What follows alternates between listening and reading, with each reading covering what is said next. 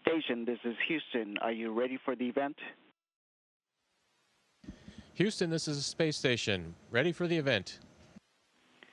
Discovery Channel, this is Mission Control Houston. Please call station for a voice check. Station, this is Discovery Channel. How do you hear me? Discovery Channel, hello, loud and clear. Well, great to be with you today, Chris. Thank you very much. Is this Commander Cassidy? It certainly is, on board the International Space Station. Sir, it is a pleasure to talk to you.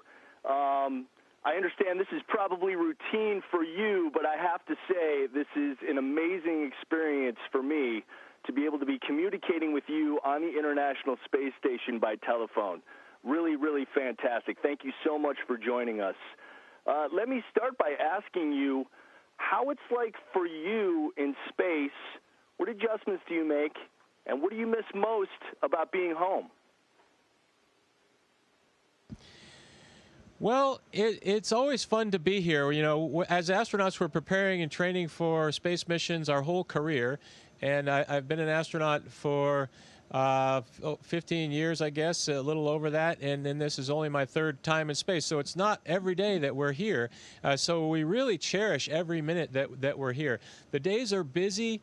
The biggest adjustment, to answer your question directly, is we are following a timeline all day long, and just paying attention to that timeline and being very specific with all the details is different than how you normally live your workday when you're on Earth. On Earth, you generally know the big blocks that you're doing, but nobody's telling you exactly how to do every single activity, and we need to be that particular here on the space station. So that's the biggest adjustment. And what do I miss most about Earth? I think it's the smells, wonderful smells that you have on Earth that we just kind of take for granted, coming out of the kitchen or of the ocean, the fresh grass. Those kind of things are things that I miss quite often. That's very well said, Commander. I really appreciate that, and it's something that we do take for granted down here, and something I think you probably look forward to getting back to. Now, you're going to be getting some new roommates in a few days. Are you ready to receive them on the International Space Station? Well, emotionally, I'm very ready. I'm excited. I can't wait to see them. On an actual technical basis, I still have a few more things to do. I want to have a welcoming reception for them. And if you are coming to somebody's house, it's nice if the bed is made. It's nice if there's some food stocked in the pantry. And it's nice if their sheets are clean. So I have to do the analogous things here: tidy up their quarters, find their clothes and put them there, organize things a little bit, because I want them to feel welcome and just be ready to roll right in. Launch day is a very tiring day for no matter what vehicle you're launching on. You have a lot of emotion. The launch is kind of generally in the latter part of your day, and then you finally get here, and there'll be some media, a lot of media, and so they'll have gone through a lot of emotion up and downs, and just a long work day. So they'll be ready to relax and have a cup of tea with me and unwind for the night. That just made me smile, Commander, thinking about you making the beds for the astronauts who will be arriving. That's great. A commander's work is never done, I guess. It certainly isn't. In fact, when I find myself with idle time, I know that there's something else I should be doing. Well, being the commander on the International Space Station, I assume you're going to have a list of tasks for Bob and Doug. What will be the first thing you have them do when they arrive? So, good question. I am the commander of the space station, but I'm not the commander of the plan. The commander of the plan is a team of people on the ground in Houston in conjunction with our international colleagues, and they come together every day in sort of a leading up a few days out, but each day formalize the plan and figure out the priorities. And so the three of us together will really be conquering that plan each day, given whatever the priorities are. If there are some decisions that we need to weigh in as a crew, that's when I'll come in as the commander and say, yeah, I think we ought to lean towards this way. But as a whole, it's the three of us working hard together to get the plan done that the ground specialists send up. But to answer your question, what will be the very first thing that we have to do? right off the bat, we've got to make sure that there's good mechanical leaks, so that even though when the world sees the docking happen, there's still a few hours of technical work before they'll come through the hatch. Then they'll come through the hatch.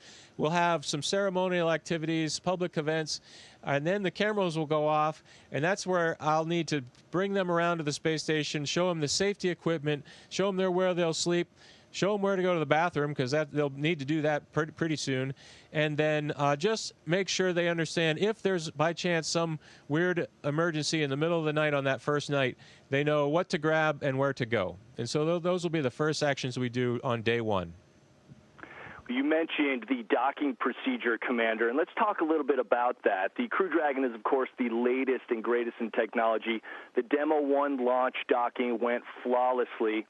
How different is this from previous capsule dockings, such as the Soyuz that you were a part of, the Russian capsule? Well, there's a lot going on in terms of physics on any rendezvous and docking process. Think about two massive hunks of metal. Fortunately for us, ours is a little more massive. No, just joking, Bob and Doug. But in all seriousness, these two hunks of metal are going to kind of come together in a very controlled collision, if you will, although we monitor all the parameters very closely. And the Crew Dragon has the top state-of-the-art technology, but all rendezvous are managed with multiple redundant systems. So in terms of our viewpoint on the space station, we don't think anything more than a typical rendezvous. There's always risk that something could go wrong, and there's always risk that we have to pay attention to command the vehicle to retreat if it's not behaving the way we think it is. And we're ready to do that. Of course, Bob and Doug are right there at the controls, so they're primed for anything that goes wrong. Commander Cassidy, this is truly an historic mission. For the first time in nearly a decade, American astronauts are returning to space on an American rocket. What does that mean for you personally? Well, it's a great deal of pride for our agency, really, when it comes down to it. It's tough to fly people in space. It's tough to do it safely. It's tough to do it reliably, and it's taken a decade of work to pull all of that together. And this represents so much hard work by so many people around our country, both government and non-government workers. And it just, to me, represents the pride that we should all feel on pulling together a really complex job and getting it to the point where it's a reality. This flight, keep in mind, is a test flight. There was an uncrewed test flight. This is a crewed test flight. And then soon we'll get into regular rotations with the Crew Dragon. And that's going to be really exciting for us as well. This is step one. And for me, it's just all about pride for our country and our great agency of NASA. Commander Cassidy, do you have any words of encouragement for Bob and Doug before they launch up to the International Space Station? Yeah, I want to know what food they want waiting, and don't drink too much water in crew quarters before you get on the bus, and just good luck. The whole nation's counting on you. Don't screw it up. Commander Cassidy, I cannot thank you enough for taking some time to speak with me. It is truly an honor, sir. It is my privilege to have this conversation with you. I know you've got important work to do, so I'm going to let you go. But again, on behalf of everyone down here on Earth, please stay safe, and thank you very, very much. Thank you very much, Chris, and the Discovery Channel. We appreciate you being with us today. Station, this is Houston ACR. That concludes the Discovery Channel portion of the event. Please stand by for a voice check from CBS.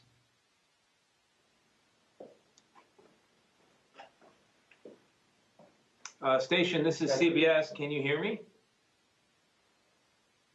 Hi, CBS. Loud and clear. This is Chris. Hello, Chris. Commander Cassidy. Thank you for being with us for a few minutes here. Do I just launch into it? Oh, no, we need a clap first. Can you please start by clapping your hands once near the microphone? It'll help us sync our cameras. Okay, here you go. Clap. And then what? And then do the hello as if we're coming to the second. All right. All right, Commander Chris Cassidy, thank you very much for giving us a few minutes of your time. I know our time is short, so I'm going to get right into it. We're on the brink of a major milestone in spaceflight. In the history of spaceflight up until right now, only countries have put a capsule into orbit and then brought it back. And now we could have a company do it, SpaceX, with two of your colleagues, two American astronauts on board. How big of a deal is this mission?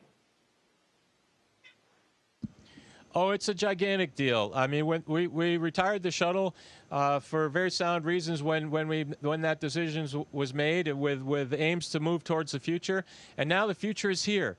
And how exciting is it? We're putting people into a rocket. My friends, my soon-to-be crewmates, are going to ride on a vehicle from the crew quarters, a Tesla vehicle out to the pad. They're going to climb into the SpaceX rocket and launch off the pad and get here with all eyes on America, a lot of eyes around the world watching them, because it means so much for the very reasons you just said. It's the stepping point of the next phase of space exploration. One of the questions when NASA teamed up with commercial companies to try to do something like this was, how will the culture of safety at NASA match up with the corporate ambition of a company like SpaceX? So spaceflight, always risky. Rockets are involved, always risky. How confident are you that as your friends get into that capsule, they're going to arrive there safely?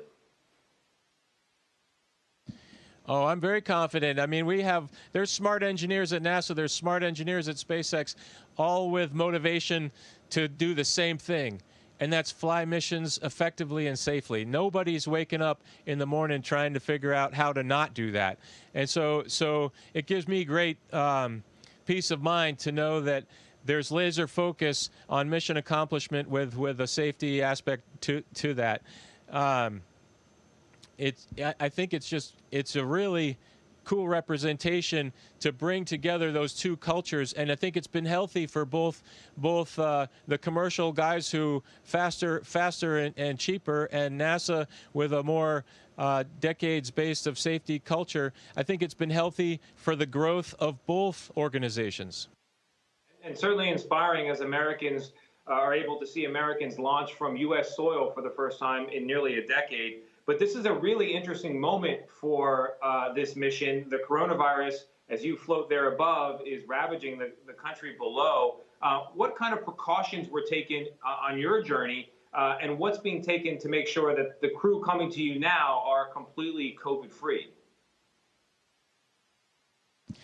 Yeah, so the timing was a little different. When our crew went into quarantine, it was really just on the baby infancy of the pandemic. And we started quarantine about 2.5 weeks prior to when we would have entered quarantine. So we were isolated in the remote corner of the base in Star City outside of Moscow for a good part of a month, and never really interacted outside of that. And then we left and came to the space station. So we're sort of at arm's length from the pandemic the whole time. A little bit different situation for Bob and Doug. They've been around. They've been in the United States for this whole time. They, of course, have been taking precautions with their training. That goes with how they get to the airport. NASA planes, I'm not exactly sure, but not commercial airliners flying back and forth to Hawthorne, California, where they had their final training. And then, of course, they've been tested. I don't know. You'd have to ask them the exact number of times, but they've been tested and will be tested again with the standard coronavirus test prior to getting here. I was joking around with my colleagues, my crewmates last night, and said, hey, maybe we should have them come in through the hatch and make a hard left, and we'll isolate them here in the corner for a couple weeks before we'll treat them to a meal. I don't think we'll be that hardcore. We'll put that onus on the medical team down in Florida. Yeah, no, and I think in a little bit of a change where you are maybe the safest place in the universe. I mean, talk about social distancing, all those many thousands of miles up. I was hoping you could give us some perspective on what it's been like to be up there, knowing that so much sorrow is going on below with the pandemic. Tens of thousands of people in the U.S. alone dying in the weeks that you've been on this mission. just what's it like with the wonder of what you're doing and the tragedy of what's going on below? Yeah, it's a thrill to be here, but just like you said, it puts a little bit of a damper on it, knowing exactly the trials and tribulations that are happening on the Earth. We have the ability, we can't watch any live TV that we want, but the ground has the ability to send us up a channel periodically or record some things. And I have watched news segments, and you see those numbers that I think everybody's watching. And it dawned on me a week ago that every single one of those numbers is a story. It's a family. It's a life, and that really sunk into me. Like, wow, there's a family story of tragedy or happiness if they recover with every one of those numbers that we're watching, and that was impactful to me, particularly as I was looking out the window thinking about it. It's been quite interesting to be here during this pandemic. Our day-to-day life isn't changing on board the space station. We're doing our job, and we're getting our things done, and we're conducting the science and research with the scientists on the ground help. But we're talking on the phone and sending emails with our friends and family who are living it just like you are. Yeah, Commander Cassidy, I want to sneak in 2 more questions because I know we're running out of time. The first goes to the purpose of space exploration. Elon Musk, the founder of SpaceX, has said that he hopes that we as a species, humans, will become multi-planetary. We'll be able to get off of this planet. The pandemic certainly puts that in perspective, and I'm curious, do you share that goal or that hope? Do you hope that humanity may throw off the bonds of Earth itself? Oh, absolutely, and I think it's definitely going to happen. It's just a matter of what the time scale is. Is it going to be in my time as an astronaut? Probably not. My children's age, when they become professional astronauts, maybe it's in 100 years, but it's just been a little over 100 years since the Wright brothers flew, and think of where we are now, me talking to you from the space station. So that's quite incredible. And I'll end that thought with, when I first became an astronaut in 2004, John Young, famous astronaut, was still in the office, and I remember him saying, "Single planet species don't survive." So that has stuck with me all these years, and I agree with John Young. I wanted to go back to a question I asked earlier and just go with a shorter form. Are you worried about coronavirus as these additional astronauts arrive? Well, certainly we're worried about it. We have confidence that the testing and the program and the regime that the medical folks are putting Bob and Doug through, and the protections that they have will mitigate that as low of a probability as we can. But it would really be something difficult if one of us on board the crew had the virus. It would be, there's no way to isolate each other, so you run a large chance of all 6 of us or all 5 of us getting it. So it's very, very critical that we keep it at 250 miles below us. And then the last question, as we come up on this historic milestone, 2 Americans coming off of a capsule that lifted off from U.S. soil, first time in nearly a decade. I understand you have an American flag there left by the last Americans who came from U.S. soil. Where is it? What's the plan for passing that flag on? Good question, and I'm negligent. I should have brought it with me to where I'm standing. It's around the corner, about 40 yards away from me, hanging in the U.S. laboratory. And Doug Hurley was a member of that last shuttle flight to bring the flag up here. Doug Hurley is also, as you know, on this SpaceX flight, and he'll bring that flag home. So he's an integral part of this capture the flag, so to speak. I think it's a pretty cool story because the flag originated on STS-1 with John Young and Bob Crippen. So it's had quite a bit of spaceflight experience, this flag has. All right. Well, we wish everybody luck. And I have to say, Commander Cassidy, as I say goodbye, as a Florida boy who grew up watching the space shuttle and the space program, it is truly an honor to talk to you. I enjoyed my time. All the best to you guys at CBS. Station, this is Houston ACR. That concludes the CBS portion of the event. Please stand by for a voice check from Houston Chronicle. Station, this is the Houston Chronicle. How do you hear me? Hello, Houston Chronicle. Is this Andrea? This is Chris. I hear you loud and clear. Hi. Thank you for being available today.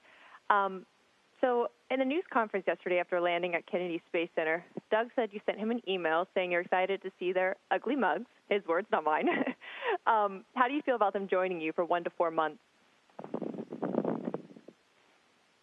Well, those were my words, not his, and I did send him that email.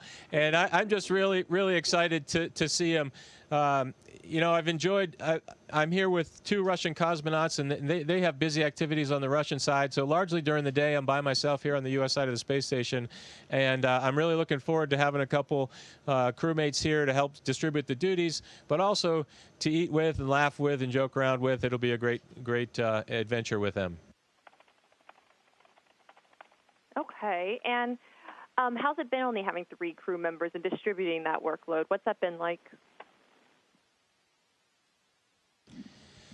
You know, I was describing to my good friend Aki, who's in mission control today. Actually, I was on the phone with him and saying, you know, that my workday is full, whether I have crewmates on the U.S. side with me or not. You know, you can't cram any more tasks into the time that you have in a given day.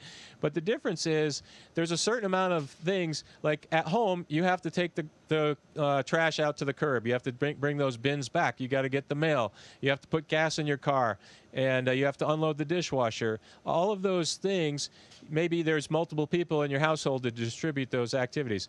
For me, every one of those things is on me. Taking out the trash, changing the bathroom canisters and things like this. And that adds up to probably 30, 40 minutes every day, which is not a big deal. It's not a problem, but it's going to be really nice to have help to distribute those daily mundane tasks that just have to happen. Okay, and so what's been keeping you busy the most besides those daily mundane tasks? Well, the main purpose, as you probably know, of the space station is to conduct science and research here, and that is what we're trying to get a little bit or a lot of that, as much as we can, every single day, and I think we've been doing a pretty good job. Now, there's certain times where maintenance on the space station has to take the upper hand, because if you don't maintain the station, you don't have the system in place to conduct the science. And tomorrow's a great example. We have a coolant pump that has been finicky for the last, I don't know, month or so, and it's finally on its last leg and it's died, and so it's time to replace it. So tomorrow afternoon, morning in Houston, I will dive into a panel kind of right behind where this camera is and turn some screws and unconnect some connectors, take out a bad thing and put a new thing in there, and we'll flip it back on.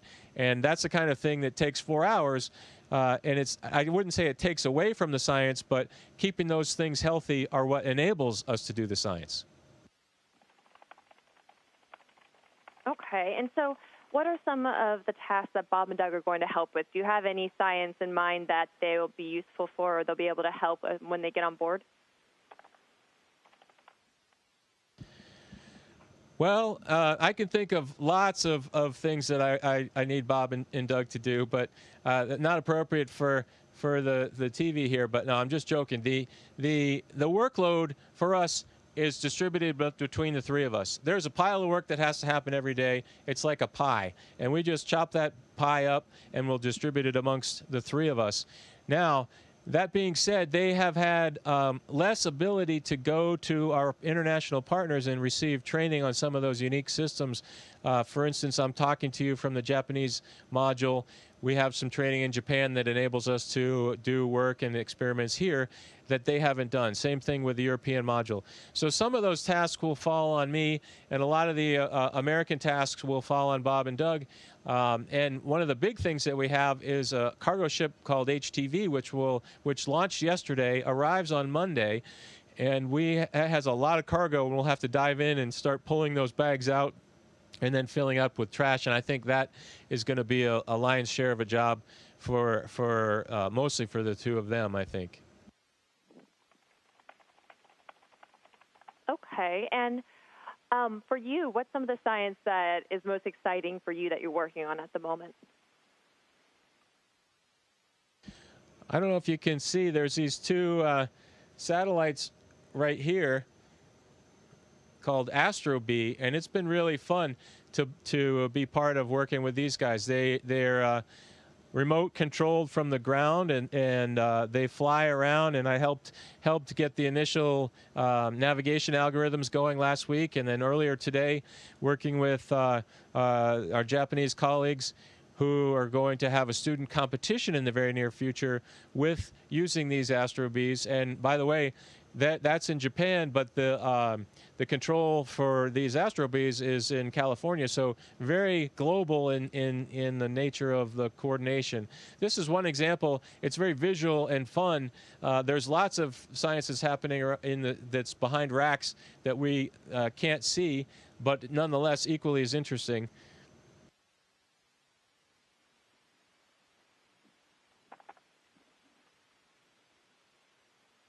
Okay, and yeah, I appreciate your time today. Thank you. You're welcome. And what's a picture from space without a little zero gravity representation there?